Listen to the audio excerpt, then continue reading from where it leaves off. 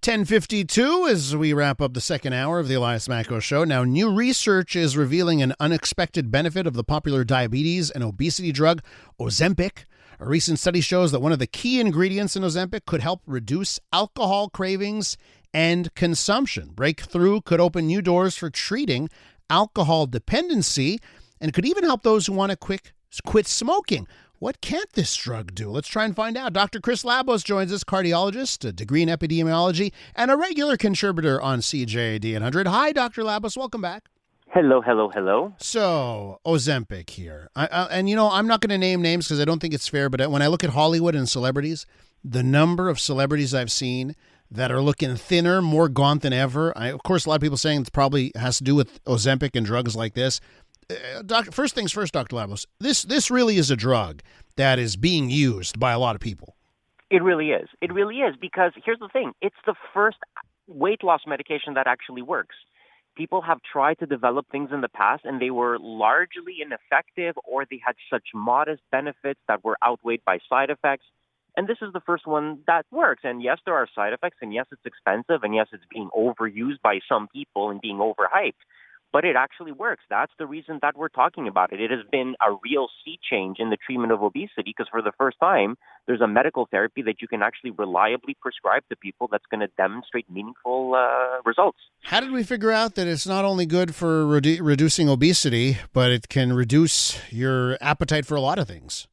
Well, so the information on this has been sort of trickling out over a while. When they did the original studies, people did report a decrease in cravings for not just food, but also like cigarettes, alcohol. You saw some evidence about it reducing the behaviors that we see with obsessive compulsive disorder. So the way these medications are working, yes, they are diabetes medications that also have a lot to do with insulin sensitivity and how insulin is handled when you have a big meal. But they're also affecting the brain chemistry. So, that's why it's cutting the appetite. The reason why people lose weight with this is because people don't want to eat as much, and so they eat less.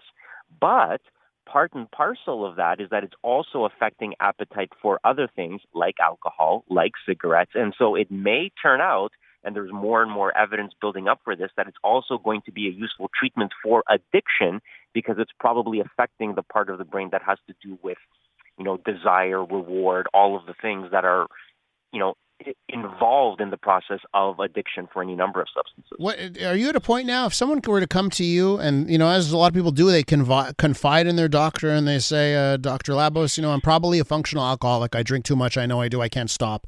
Are you at the point here where you'd start to look at this as a treatment?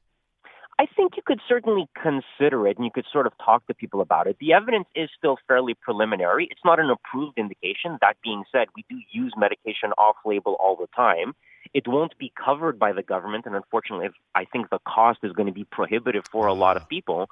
But, you are getting to the point where this is still a little bit speculative, but it's no longer unfounded. There is something to be said for this, and if somebody is willing to try this and understand that they're trying a medication off-label, and they do this with, informed consent, it's not necessarily, something that would be frowned upon. I think a lot of people would start to realize the potential value.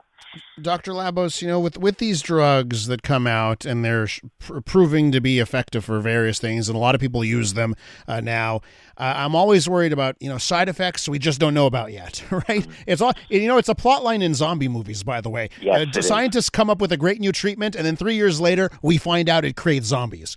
Do you have any of those worries here? Because this type of drug, Ozempic, is just one brand name of a whole bunch of drugs that are similar, right?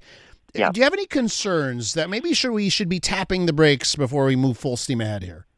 Well, here's the thing. We do know that this medication has side effects, and they are well described. So for people out there who are saying, no, sign me up, well, no, you have to have a proper conversation first to understand what the side effects are.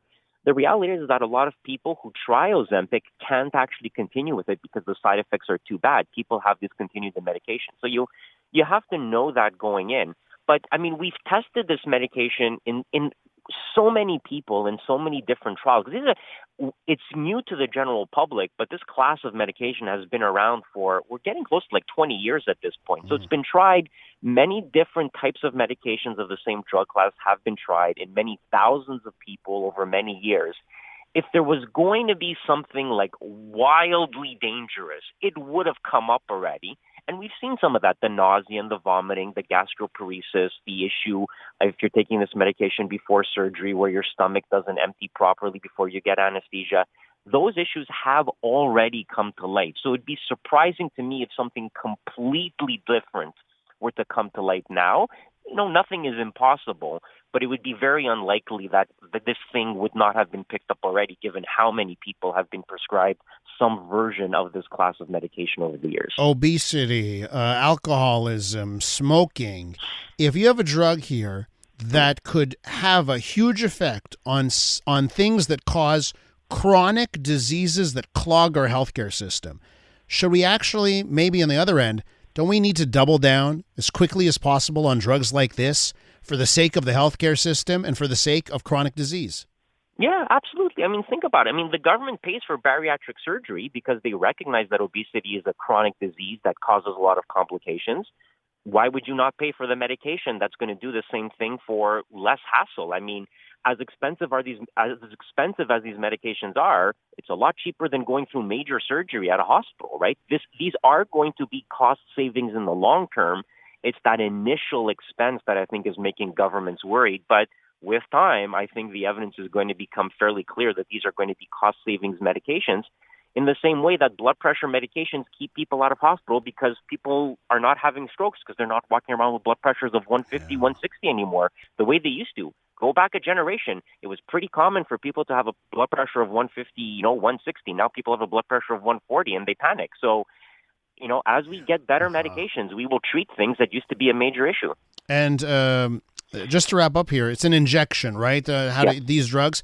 Is there a pathway? Are people talking about, could this eventually be a pill, something taken orally? Because I think for a lot of people, once they hear injection, they don't want to have anything to do with it.